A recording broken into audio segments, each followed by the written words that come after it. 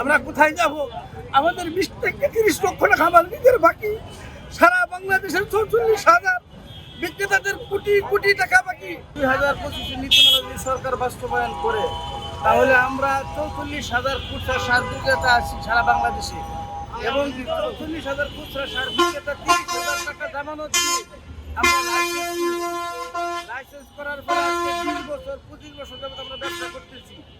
আমাদের কৃষকের কাছে আমাদের লক্ষ লক্ষ টাকা বাকি। আমরা কৃষককে 6 মাসের জন্য বাকি দিই।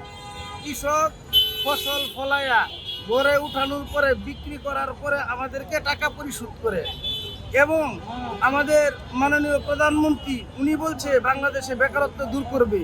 এখন যদি উনি এই পজিশন নীতিমালা বাস্তবায়ন করে, তাহলে আমরা 44,000 পরিবার পাঞ্জাবের জগতে একটি বিশ্বস্ত নাম শাবাব এথনিক ওয়্যার। বেকারত্ব হয়ে যাব, এবং 44,000 পরিবারের সাথে, যেমন আমার ফ্যামিলিতে আমার 6 জন লোক আছে। এখন আমার বয়স 46 বছর, আমি এখন কোথায় যাব? না আমি সরকারি চাকরি করতে পারবো, না কৃষিকাজ করতে পারবো, না কিন্তু ফ্যাক্টরিতে চাকরি করতে পারবো। দেখেন আমার ফ্যামিলিতে খরচ প্রায় না হলেও, আমি গ্রামে থাকি, 20 থেকে 25,000 টাকা খরচ। আলহামদুলিল্লাহ আমি এই ব্যবসা করে 20-25,000 টাকা খরচ করতেছি। এখন যদি এই 44,000 পরিবারকে রাস্তায় বসায় দেয়, তাহলে রাস্তার ভিখারি হয়ে যাব। আমরা কোথায় যাব? আমাদের 20 থেকে 30 লক্ষ টাকা আমার নিজের বাকি, সারা বাংলাদেশের 44,000 বিক্রেতাদের কোটি কোটি টাকা বাকি। এখন আমরা আজকে 20 থেকে 30 বছর যাবত ব্যবসা করে আসতেছি।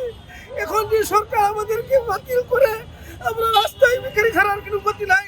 আমরা ভিক্ষার থাল নিয়ে বসতে হব।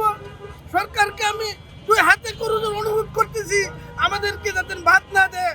আমরা পজিশন নীতিমালাও বুঝি না, নয়ন নীতিমালাও বুঝি না, নতুন করে নীতিমালা তৈরি করে আমাদেরকে বহাল রাখক, এই বলে আমার বক্তব্য শেষ করছি। আসসালামু আলাইকুম।